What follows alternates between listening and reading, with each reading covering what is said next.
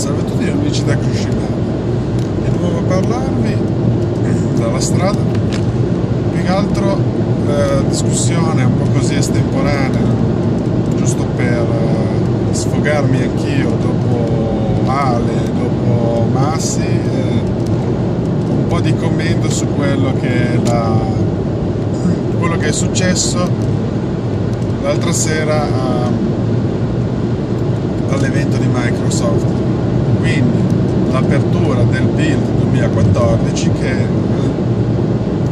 che altri non è che la conferenza sviluppatori Microsoft, quello dove Palmer una volta al Moscow Center di San Francisco aveva urlato developers, developers, developers.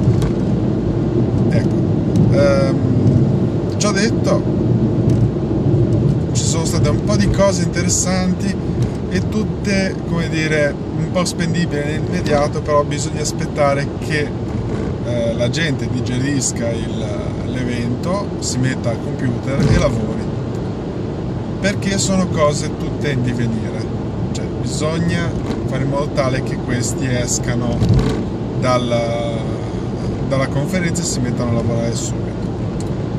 Si parla di nuove versioni di Windows, nuove versioni di Windows Phone, dispositivi mobile, dispositivi non mobile, nuovi concetti di licenze e molto altro. Quindi l'altra sera a Moscow Center di San Francisco, questo luogo dove praticamente tutti ci vanno a presentare, è arrivato prima di tutto la spiegazione di cos'è un prossimo update, detto all'incirca forse la settimana prossima, se ho capito bene. Lì sulle date hanno fatto veramente dei gran bordelli durante questa conferenza. Un aggiornamento di Windows 8.1 gratuito, mettiamolo così, sottolineiamo il fatto che già Windows 8.1, perché Windows 8 è gratuito, Windows 8.1, forse chiamato Service Pack 1, chiamiamolo così, o qualcosa del genere, riporta la gente sul desktop, nel senso, questa è la prima grossa feature di Windows 8.1 Update, SP1, come cavolo vogliono chiamarlo, che aiuta la gente alla transizione verso quello che sarà Windows 9, molto probabilmente. Windows 9 che sarà una cosa ancora più diversa da Windows 8, oppure Windows 8.2, non si sa bene in preciso se sarà proprio un 9 anche lì, un po' come è successo da Ice Cream Sandwich in poi su Android, e porta la gente a ritornare un po' sul desktop e imparare a usare meglio le app su Modern UI, il concetto di Metro UI, cioè a utilizzare in maniera più semplice lo switch tra le varie applicazioni, perché attualmente le nuove app e i software, le vecchie applicazioni, stanno in due mondi completamente diversi per il multitasking.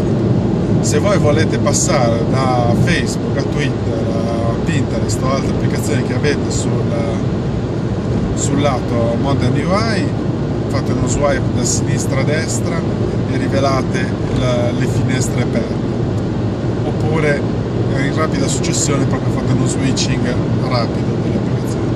Se invece siete sul desktop, il multitasking è quello classico, quindi al tab o cose del genere, passare da una finestra all'altra.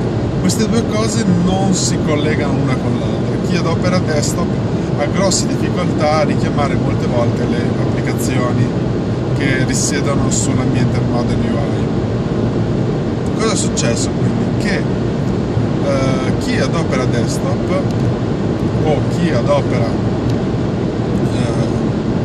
Modern UI avrà tutte le app richiamabili a livello di icona sulla taskbar,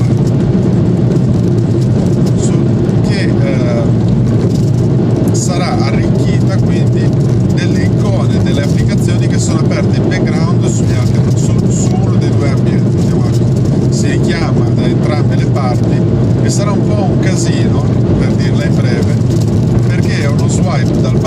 verso l'alto partendo dal bordo, per chi ha il touch. Per chi non ce l'ha, devo vedere personalmente come vogliono richiamare questo tipo di interfaccia, perché non hanno specificato, perlomeno da quello che ho potuto leggere in poco tempo, non hanno specificato come sarebbe funzionare. E questa è una di quelle grosse parti. Nell'altro ambito, per portare la gente dall'ambiente destro all'ambiente Modern UI o viceversa, è ritornato il tasto Start. Il tasto Start, che non è solamente un tasto che richiama lo Start Screen, che è quello con cui è arrivato Windows 8, ma richiama proprio quello che è il menu Start di una volta, quindi con l'elenco applicazioni e in più sul lato le lifestyle come ci sarebbe sullo Start Screen. Mettiamola così, è quello che sarebbe dovuto essere Windows 8 e Windows 8 sarebbe stato quello che dovrebbe essere Windows 8.1. Hanno un po' saltato il processo, fatto alla rinversa. Mettiamola così, se Windows 9 somiglia molto a Windows 8 prima di Windows 8.1, in realtà dovrebbero fare Windows 8 comes back, ok? Benissimo. E queste le feature, quelle proprio che ti prendono la faccia e ti fanno sconvolgere. Quello che succede invece di altro sono delle cross feature, cioè delle cose che vanno da una parte o dall'altra degli ambienti, cioè sono quelle che sono le nuove librerie di sviluppo che porteranno le applicazioni ad essere un po' dappertutto, avranno dono dell'ubiquità, perché tenderanno a essere scalabili un pochettino come il concetto di applicazione scalabile per Android e soprattutto per Android, come anche poi per iOS, quindi applicazioni che riconoscono di essere su smartphone piuttosto che su tablet. Quello di Windows è ancora più esagerato, che cercherà di portare il concetto di scalabilità da telefono a tablet a PC. Quindi un concetto che dovrebbe rivoluzionare non tanto per il concetto dell'applicazione, che sarà un po' ovunque, ma quanto buy once, compra una volta sola, lo avrai dappertutto. Insieme a questo ci sarà anche il concetto di l'ho acquistato, l'ho installato, l'ho posizionato sullo start screen e in una certa qual maniera dovrebbe poter comparire su entrambi gli schermi. Al momento l'unica demo molto simile che viene mostrata è il fatto che si aprono i tab di Explorer e vengono riconosciuti dal telefono, come succede tra Chrome su browser PC e su browser smartphone. E l'altra cosa è il riconoscimento del cosiddetto accent color, cioè il riconoscimento del colore dominante del tema impostato sullo start screen. Per cui se io imposto rosso è il mio telefono, rosso è il mio computer. Diciamo che questo qua dovrebbe essere portato a un livello superiore, quindi adesso guardiamo come si evolve, speriamo in un 8.2, un 9, che dir si voglia, che faccia effettivamente proprio il cross-sync tra le varie piattaforme. L'altro punto che viene in luce con il build sono i dispositivi che Ale e Massi hanno descritto molto bene quello che sono le basi che ci interessano a livello di consumatore, cioè quello che è stato presentato da Nokia, il 630, 635 e il 930 della linea Lumia. Sono smartphone che finalmente portano un costo più umano, feature più importanti, e dall'altro portano quello che Windows Phone 8.1 finalmente alla luce, che è l'altra parte della presentazione importante.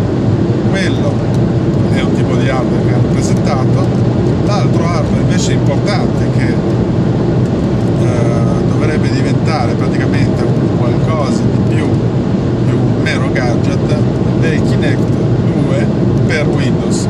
Non l'hanno chiamato così esattamente, però per semplicità di cose vi ricordo che è il secondo, quello che è montato su Xbox One. C'è un ottimo video che spiega quali possono essere le applicazioni. A me piace parecchio quello che è la demo in sala di chirurgia, che dimostra quello che si può fare effettivamente una volta che funziona molto bene l'interfaccia. E vi ricordo che c'è una differenza tra il Kinect di prima generazione e quello di seconda. Quello di prima generazione era un hardware acquisito, cioè preso sotto licenza da Microsoft, che è la cosa più strana, è la cosa più assurda che abbia mai fatto, perché in realtà quella che l'ha sviluppata poi è stata acquisita da Apple, e successivamente il nuovo hardware Kinect invece è sviluppato in casa, per cui è completamente rinnovato e ha feature simili e superiori. Questo è importante da ricordare, perché molti dicono ma è solamente quello nuovo. No, è un altro, e per PC soprattutto questo comporta un sacco di novità all'interno. Questo hardware lo vedo come una grande risposta a un sacco di domande che molta gente vuole su PC, perché non è solamente lo schermo touch, ci vuole molto altro. Su PC non ci sono comandi vocali o gesture importanti. Il Kinect dovrebbe diventare quello che è il touchscreen o il mouse come interfaccia, deve diventare un oggetto normale. Leap Motion ci ha provato, ce l'ha solo qualche Asus, qualche HP, diciamo che deve andare molto oltre come concetto. E quindi quello che per me è importante è il Kinect 2, come dicevo, per riprendere un pochettino il discorso dei Lumia e un pochettino un commento che ho fatto oggi, se andate a leggere tra i vari post che ci siamo fatti. I Lumia con l'aggiornamento 8.1 io li ho chiamati nascono vecchi, come Benjamin Button, e come ha sottolineato Ale, con cui concordo, però non nascono brutti, perché Benjamin Button era poi Brad Pitt che alla fine dei conti è riuscito a trovare tutto quello che comporta essere ben messi nella vita, aiuta. E i Lumia come costruzione sono ben fatti, però c'è il però che fa dire ma poteva esserci un po' più di sforzo. Perché vi dico questo? Perché il Lumia 630 e 635 non è il passo successivo al 620 e non è il passo superiore che mi sarei aspettato rispetto alla serie XL. Nokia XL monta, mettiamo così, non monta le lenti calzais, e vabbè, però monta una fotocamera a 5 megapixel e il flash. Se io per pagare di più mi prendo il Lumia 630 e non ho il flash, ma ditemi, ma per quella cifra che mi fai pagare, ma un flash delle balle me lo puoi mettere lì dentro? Dall'altra parte mi fai un dispositivo nuovo, sono felice, ma almeno prendi il processore che gli altri usano adesso, non un anno fa. Quindi, come dire, a quel livello lì fa un po' riflettere. Però questo non fa cambiare quello che sono le basi di Windows Phone 8.1, che funzionerà bene sia che sia l'ultimo processore sia che sia il più vecchio dei processori. Per cui se voi avete un Windows Phone 8 che funziona bene, funzionerà altrettanto bene con l'8.1, che è indipendente dall'hardware alla fine, cosa che è la base di Windows Phone, la cosa che dovrebbe aiutare a spiccare il volo. Un altro punto che è salta fuori importante, che poi ci sono delle varie spiegazioni tra vari siti amici e tra vari twitter vari che compaiono nel mio feed, è che c'è importante che Microsoft ha dichiarato che Windows completo per chi produrrà dispositivi sotto i 9 pollici o anche Windows Phone o Windows RT, quindi ci sono tutti e tre, sarà gratuito. Questo farà crollare i prezzi e farà pensare bene che ci saranno dispositivi fluidi, estremamente fluidi, a un prezzo di mercato in cui Android ha grosse difficoltà, perché l'unica cosa che a quel prezzo ridotto riesce a vendere, tra virgolette, fluido, sono i top di gamma ancora residui